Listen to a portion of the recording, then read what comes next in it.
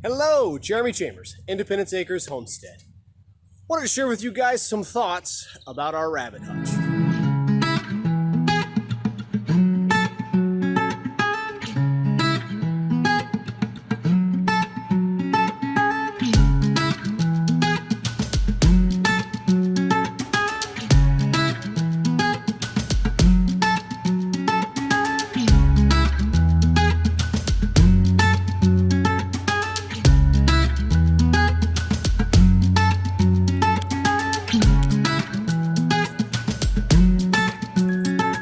For some of you watching this video, this might be your first time thinking about how you're going to be housing rabbits on your homestead, on your property, your farm, whatever.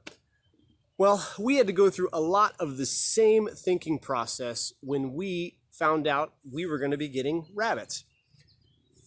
As we've talked a lot about in our previous videos, the way we came upon rabbits was kind of in a roundabout way. It wasn't even on our radar before it was brought up to us. And the rabbits that we were going to get, I had no plan on how to house them. So I started looking up designs online for rabbit hutches. And I came across a lot that looked very similar to this. Now don't get me wrong. All in all, this has been a great hutch for us. It has the room that we want. It is very easy to access our rabbits. We designed it with the doors to be nice and large so that we can get in here and access every area of the cage. So there's a lot of good things that we did when we designed and built this hutch. But let me tell you, there are a few things that need to change. So the first thing that we need to change is this sagging disappointment right here. When I first designed this, it seemed like a great way to manage and acquire all of the manure and waste coming out of these rabbit hutches. And it worked great for about a year, maybe. Well, I was using some gray conduit tubing, plastic conduit tubing. I used some of that same corrugated plastic material here to line this. And previously, this didn't look quite so saggy. It was actually came down at a nice 20-degree slope, you know, from this edge of the hutch down to this manure collection tube. And it worked great for a while. But then the first winter came, and we just weren't out here on a regular basis in order to get the manure scraped down, and they started to sag. And then it got harder to collect the manure, so they began to sag more, until finally they're just like troughs under here that we have to, you know, really dig to get the manure out. And it's just not easy to manage. So these, gone, getting rid of them. So the second thing that I really need to change on this hutch is the wire that we're using for the floors and the sides. At the time, the 16 gauge wire was all that I could find at a local big box store. Since then, we have been able to locate some reasonably priced 14 gauge 1-inch by 1/2-inch wire for the base and 1x1 wire for the sides. So here's why it needs to be changed. This 16 gauge wire just is not robust. It is just very easy to manipulate. It rusted out on us in a few areas. And that's the third thing that we need to change on our hutch design.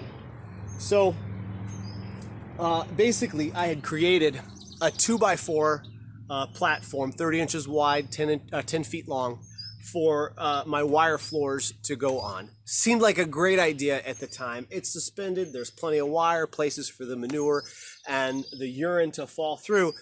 But the problem is that everywhere that the wire is sitting on top of the 2x4s, it created a shelf for manure and urine to just kind of hang out. And that just caused the wire to rust away. So we come back to this second cage here.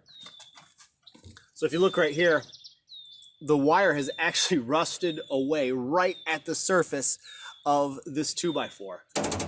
So, and then on the actual floor itself, there's actually a corner over here in this one cage where this is where this buck likes to go to the bathroom all the time. And the floor has just rotted away because of the manure and the urine sitting. So That's got to change. No matter how often that we would scrape and clean this thing down, the manure, and it's just like concrete in the corners over there. So this is just not an ideal situation. That brings us to the need to elevate these floors a little bit off of these 2x4s. So we've got to do that. And the very last thing that I would change if we were going to do this all over again is that I would make sure that the rabbits have no access to the wood structure of the hutch. These guys are amazing chewers. They're always looking for something to gnaw on in order to basically kind of break the boredom a little bit, in order to work on wearing down their front teeth and making sure that their dental needs are taken care of. And anytime that rabbits have access to wood inside the hutch, it gets gnawed on.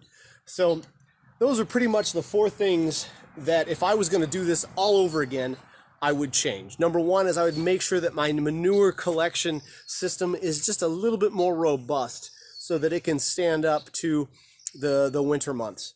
The second thing is using the proper gauge wiring, making sure I've got that 14 gauge wire. Number 3, I also would make sure that my wire did not rest directly on any wooden structure because it just creates a shelf for the manure and the urine to build up. And number 4, to build my housing in a way to where the rabbits don't have access to the wood so that they can't just chew it to bits. Because we have got some major structural damage on some of this where rabbits have been able to chew on the wood. So that's about it. Those are the 4 things I would change if I were to do this all over again. And guess what? I am going to be doing this all over again. We've bought the materials to go ahead and raise this roof by about 6 inches. We're going to build all new cages to go in here. They're going to be suspended like they are in the bunny barn on a galvanized pipe so that it will shed that manure and that urine just a little bit better. And we're also going to do what we can to increase the airflow for summer months. We're also going to be doing what we can to restrict the airflow in the winter in order to block them from drafts and breezes. I hope that you found this information helpful in your cuniculture journey. Don't forget to like and subscribe so that you don't miss any future updates. And as always, God bless.